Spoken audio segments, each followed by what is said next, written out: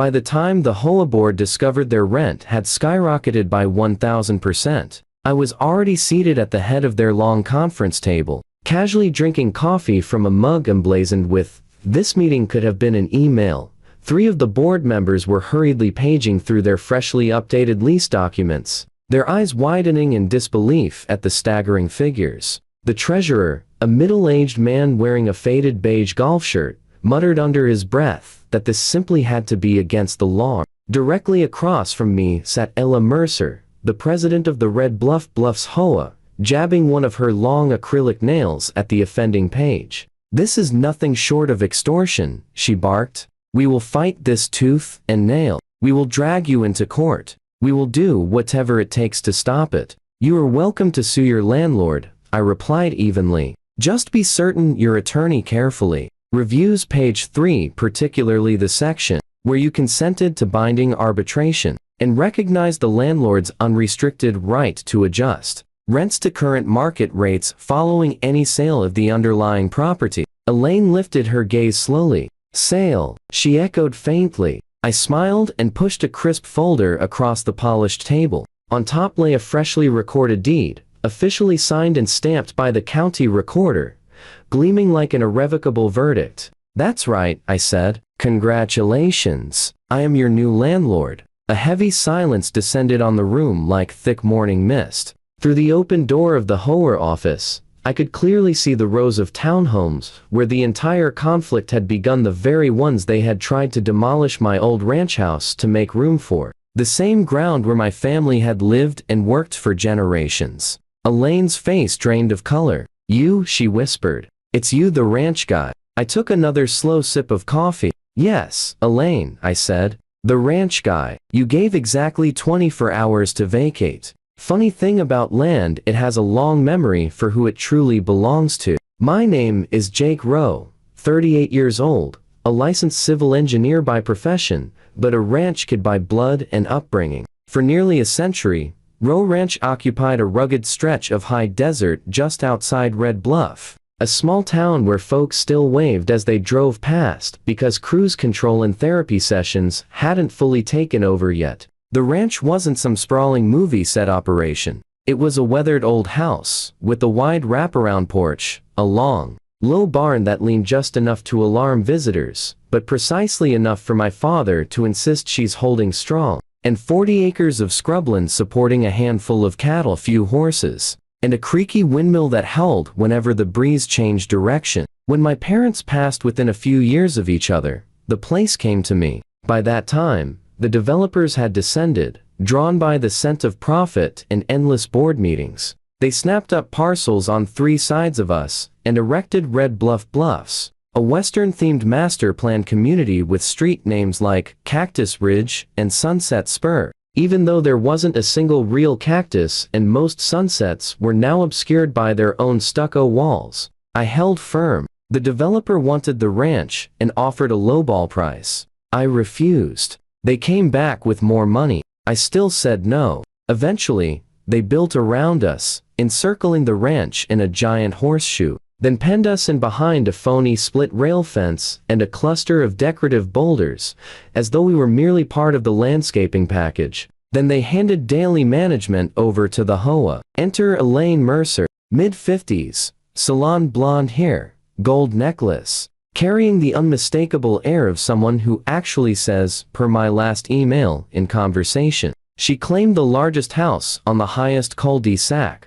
and promptly crowned herself president of the Red Bluffs HOA. Her domain consisted of rows of nearly identical beige homes adorned with fox rustic shutters, 2 community pools enforcing strict no floaties rules, and trash cans inspected with tape measures to ensure they remained invisible from the street. Viewed from their manicured sidewalks, our ranch was an eyesore. It didn't match. It didn't coordinate. It lacked a pergola. To her, it was a glaring problem. To me, it was the last remnant of what this land had looked like before the glossy brochures took over. The first HOA letter arrived in a clear plastic sleeve, as if it were an invitation to an exclusive club. Notice of violation to occupant, former Rowe Ranch, parcel You are in violation of Red Bluff's community standards regarding non-compliant fencing, unsightly outbuildings, storage of agricultural equipment visible from common areas,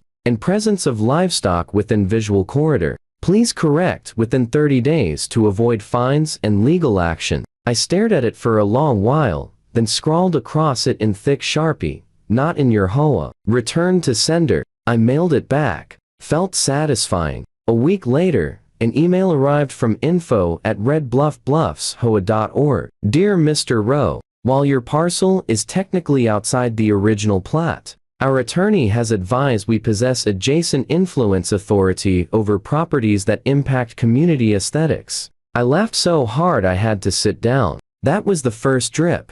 Then came the deluge. Elaine appeared at the fence line in a wide sun hat and wedge sandals, informing me my barn clashed with the architectural style of Red Bluffs. HOA volunteers began snapping photographs whenever they strolled the walking path behind my pasture. I found a polite notice taped to my mailbox suggesting I might consider painting the barn a neutral, community-approved color. I ignored them all. The letters escalated to threats. Legal counsel advises we can file for condemnation of unsafe structures that affect property values. We reserve the right to pursue emergency action if you refuse to cooperate. I checked with the county. The ranch was fully grandfathered, zoned agricultural. Barn and house predated the subdivision by decades. The HOA had zero jurisdiction beyond their recorded boundary line. "That woman shows up here a lot," the county zoning officer told me, rolling his eyes. "Always trying to get us to do something about your place. You're fine. Just document everything." So I did. Every letter, every email, every time Elaine tried to chat at the fence, explaining how a smooth transition to community standards would benefit everyone. Then came the drought. Prices climbed. Costs crushed us. I sold off most of the cattle, kept a few horses, took on extra engineering contracts in town to keep the place afloat. Vacant land values exploded as investors circled for rental opportunities and build-to-rent projects. Suddenly, my ranch wasn't merely an eyesore, it was prime, unrestricted real estate. You could almost hear Elaine grinding her teeth from across the dry wash. The day everything broke started like any other. Hot, dusty, and with me coaxing a stubborn old tractor back to life. The white SUV pulled up to my gate, first HOA logo on the door, naturally. Then a second SUV arrived, this one bearing a local code enforcement decal. Out stepped Elaine, a man with a clipboard, and another in a suit, already sweating through his dress shirt. "Mr. Rowe," the clipboard guy announced, "I am with County Code Enforcement. We received a complaint about unsafe structures on your property." I raised an eyebrow. "Let me guess, barn's unsightly again." "We have had reports that the barn is structurally unsound and poses a risk to neighboring properties," he said, avoiding eye contact. "The HOA submitted a structural assessment." He handed me a report. I didn't recognize any of the names. The photos were laughably biased, tight close-ups of flaking paint labeled "evidence of advanced decay." Behind him Lane stood, arms crossed, lips tight. "For the safety of our residents," she said, "we cannot simply stand by while that shack threatens our investment." The man in the suit cleared his throat. "I am with Palmer and Reed," he said, offering a business card. "Counsel for Red Bluffs. Based on a review of county codes, we believe we can pursue an emergency teardown if the structure is deemed hazardous." I flipped through the assessment. "That beam is solid," I said, pointing. "That crack is cosmetic. I'm a civil engineer, I fix this stuff for a living." "Be that as it may," the code guy replied, "I am obligated to inform you that pending formal inspection, there is a recommendation for immediate mitigation." "Mitigation meaning what exactly?" I asked. He shifted from foot to foot, clearly uneasy. "Demolition of the barn and potentially the house as well." Elaine stepped forward then, her voice dripping with false sweetness. "Jake, please listen to me. This really doesn't need to turn ugly. If you simply agree to sell the property, we can incorporate your land into phase 2 of the development. You walk away with a generous check. We get to tidy things up and construct proper, high-quality homes. It's a win for everybody." "How much are we talking?" I asked, keeping my tone flat. Without hesitation, she quoted a figure. It was laughably low, not even close to fair market value for raw land, let alone a working ranch with established water rights and utilities. "I'll have to decline," I replied. Her expression turned stony. An hour later, following a series of strained phone calls and a comically hurried inspection that consisted mainly of the inspector squinting suspiciously at the barn from a safe 20-foot distance, the clipboard guy came back with an official form. "Given the documented hazards," he stated, reading carefully from a script to keep his voice neutral, "you are hereby ordered to vacate the premises and demolish all non-compliant structures within 24 hours. I stared down at the document. "So you're giving me one single day to bulldoze a century-old barn, and quite possibly my family home, because an HOA doesn't like the scenery. Failure to comply will result in county-contracted demolition billed directly to your account," he continued, reciting the standard warning. Elaine's smile flickered at the corners of her mouth. She could practically taste triumph. "Of course," she added smoothly, "if you rather spare yourself all this unpleasantness, the board remains willing to reconsider our previous offer." I took the order, folded it with deliberate care, and tucked it into my back pocket. 24 hours, I echoed. "That is correct," the clipboard guy confirmed. "Great," I said. "Then I have exactly 24 hours to decide precisely how I'm going to make every one of you regret this." I delivered it quietly, no yelling, no overt threats, just a calm declaration of intent. Most folks handed a 24-hour demolition notice would spiral into panic. I drove straight into town instead. First stop, the county recorder's office. I requested complete copies of everything on file for my property, the full history of HOA complaints, and that ridiculous emergency order. Then I headed to an address I'd spotted buried in the original developer's paperwork, a P.O. box tied to a shell company called Red Bluff Holdings LLC. A bit of digging revealed that the original developer had defaulted on a massive construction loan. The bank had bundled and unloaded a portfolio of distressed assets. A regional investment firm snapped them up at a discount, including several commercial parcels and the ground beneath most of the rental units in Red Bluff Bluffs, plus the land under the HOA office itself. Those parcels operated on long-term ground leases, providing steady, if unexciting, income to owners who had never even visited the site. I dialed the contact number listed for the investment group. An hour later, I was sitting in a sterile office, across from a bored-looking executive named Trevor, a man whose priorities clearly boiled down to capitalization rates and clocking out by 5. "You currently own the ground leases for these specific addresses?" I asked, sliding over a printed map highlighting the subdivision, the row of upscale rental townhomes that housed half the board members, the strip containing the HOA office, and several high-end rental properties. "Yeah," he confirmed. "Low-maintenance tenants. The HOA deals with day-to-day headaches. We simply collect the ground rent checks. Profitable enough?" I pressed. He grimaced slightly. "We've actually been considering unloading that particular bundle. Too much HOA drama. Some odd encroachment disputes involving an old ranch parcel. Complete headache. I'll buy the whole package," I stated. He blinked in surprise. "Have you got that kind of capital lying around?" he asked, skeptical. "Let's just say, I have financing arranged," I replied, along with extremely strong personal motivation to close quickly. Financing in this case meant maxing out a home equity line, roping in a trusted colleague from my engineering network who enjoyed complicated real estate plays, and liquidating every available dollar from savings, investments, and the emergency reserve I'd sworn never to touch. Trevor quoted a price. "Steep, but reasonable. Can we close within 72 hours?" I asked. "If your funds are legitimate, sure," he shrugged. "We're not particularly attached to the asset." I wired the earnest money deposit that same afternoon.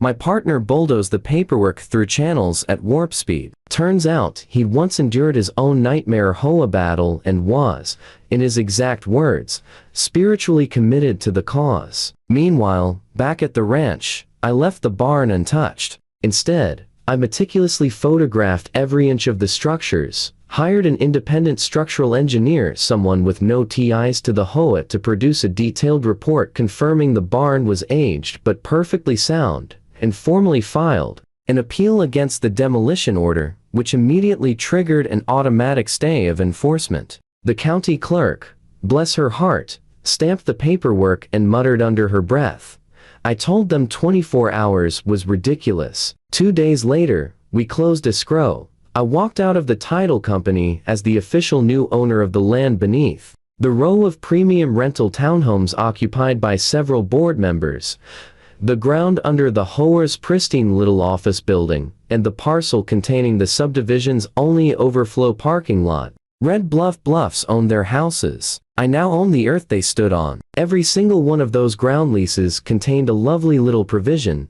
Upon transfer of ownership of the underlying land, the new owner reserves the right, at their sole discretion, to adjust lease terms to current market rates upon the next renewal cycle. And guess what conveniently fell due for renewal in 60 days? Every last one of them. On the morning of the big reveal, I dressed sharper than I had in years, polished boots, pressed button-down shirt, clean shave. Malice, it turns out, looks best when neatly ironed. I formally requested agenda time at the upcoming HOA board meeting, listing myself as the new ground lease representative. They adored official titles. My request was approved without question. Inside the clubhouse, Elaine presided from the head of the table, gavel in hand. The treasurer sat nearby with a spreadsheet pulled up and a calculator that was rapidly becoming a fidget device. A scattering of residents occupied folding chairs in the back, ready to air grievances about mailboxes or pool hours. I patiently endured a heated debate over holiday light restrictions until they finally reach a Danube business. Item 4, Ground Lease Renewal Discussion. Elaine tapped her neat stack of documents. "As you all know," she began, "we've been in negotiations with Red Bluff Holdings regarding the upcoming land lease renewals. They've been slow to respond, but they understand we're a vital anchor for the entire community. Once we secure favorable rates, we can actually," I interrupted, rising to my feet, "that's exactly why I'm here today." She frowned deeply. "Excuse me, this segment is restricted to board discussion only." I placed a thick folder on the table. On top sat the freshly recorded deed. Beneath it are the lease assignment documents, followed by my newly printed business card. "My name is Jacob Rowe," I announced clearly, loud enough for the residents in the back to hear every word. "And as of last week, I am now the owner of the parcels beneath your rental townhomes, this very office building, and the overflow parking lot." The treasurer's mouth actually fell open. Elaine let out a sharp, disbelieving laugh. "That's preposterous," she declared. "We've maintained a long-standing relationship with Red Bluff Holdings. They would have informed us of any sale." "They did," I replied, tapping the paperwork. "They informed you by promptly cashed my wire transfer." A board member huddled in the far corner and muttered under his breath, "Oh, my God." I pushed another thick stack of documents across the polished table. "These," I went on calmly, "represent your updated lease agreements. The original terms were inked 15 years ago. Market rates have shifted somewhat since then." "Somewhat?" The treasurer let out a high-pitched squeak as he frantically turned the pages. This is 10 times our current payment." "Exactly market rate," I confirmed, "plus a reasonable surcharge for what I've termed the 24-hour demolition inconvenience fee."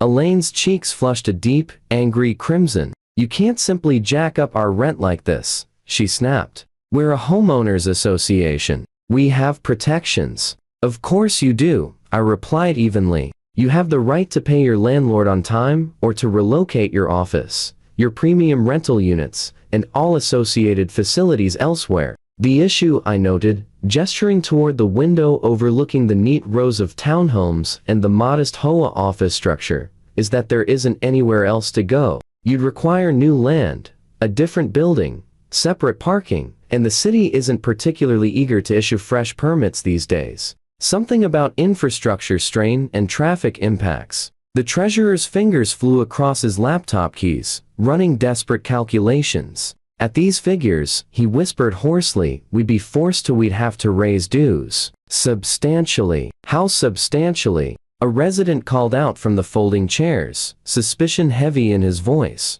The treasurer swallowed hard. "Triple, at minimum." The resident's wife shot to her feet. Triple? She echoed incredulously. We're already shelling out more than my parents' entire mortgage payment. Alternatively, I offered, you could negotiate revised terms. I'm flexible when it comes to alternative compensation. Elaine's eyes narrowed to slits. Such as, a board seat, perhaps? I actually chuckled. Absolutely not. I want something far simpler. I placed one final document on the table. The bold header declared, easement and permanent non-interference covenant. Here's the arrangement, I explained. You execute this agreement. In exchange, I cap your lease increases at a reasonable bump, nothing like the tenfold jump. What you receive in return is the HOA's irrevocable acknowledgement that it possesses zero jurisdiction over Row Ranch or any future ownership of the parcel. No further complaints,